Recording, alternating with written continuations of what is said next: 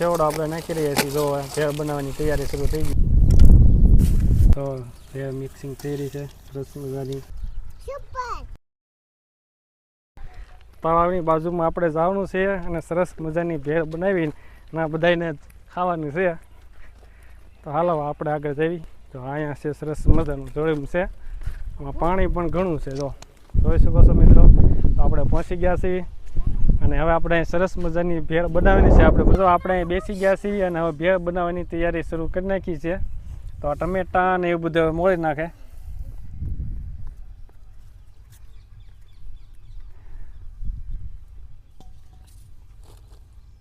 અહીંયા થોડાક જીવડા બહુ ઝીણા ઉડે છે.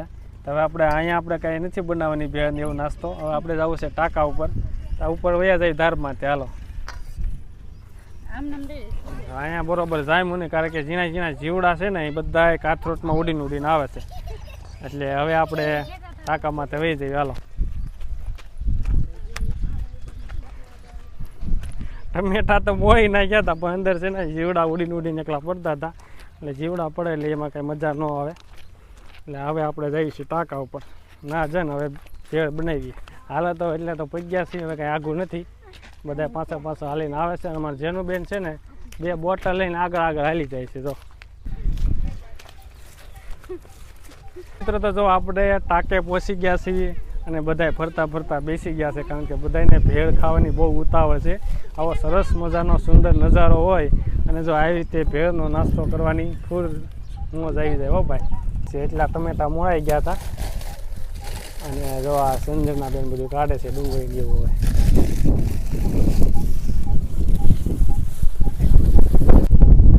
ડુંગળીનું કટિંગ થઈ રહ્યું છે. જો ઝીણું કોને ભૂખ લાગી છે?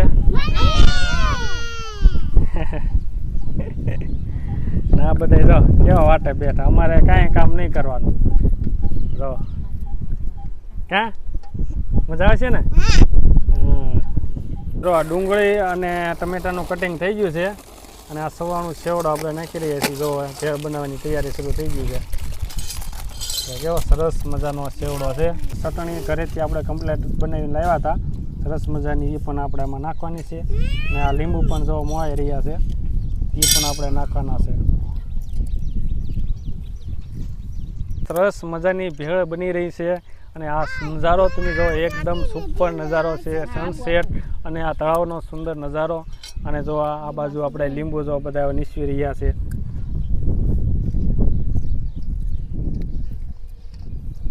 જો ભાઈ આ જોઈને ત્યાં કોના મોઢામાં પાણી આવે છે તમે ખાસ કોમેન્ટમાં કહેજો ભાઈ. જો કેવી સરસ મજાની આ ચટણી છે. ચટણી પણ હવે આપણે નાખવાની છે.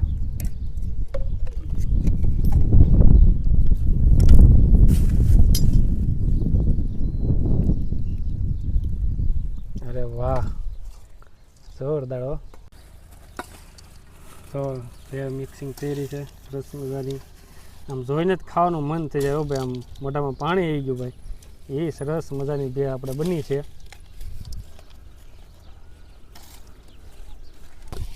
પવનની ઉડી ન જાય.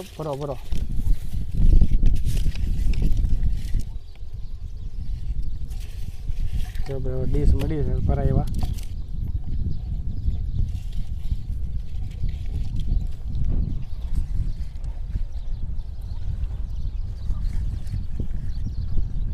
ભેળ બનીને કમ્પ્લીટ થઈ ગઈ છે.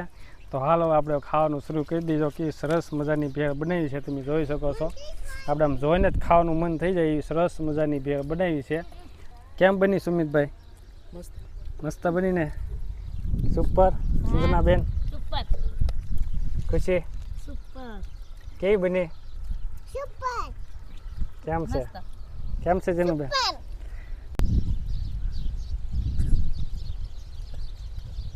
સરસ મજાનો ઠંડો પવન આવે. તળાવનો કાંઠો અને ધારમાં તે આપણે સરસ મજાના ટાંકા માટે બેસી સરસ મજાની ભેળ બનાવી. ભાઈ આવો નજારો તમે જુઓ એટલે અહીંયા જામ જ પડી જાય. જુઓ કેવા બધા ઝપટ બોલાવી રહ્યા છે. જુઓ. હાલો મિત્રો, મળશું નવા વિડીયોમાં. વિડીયો ગમે તો લાઈક, શેર અને ફોલો જરૂર કરી દેજો.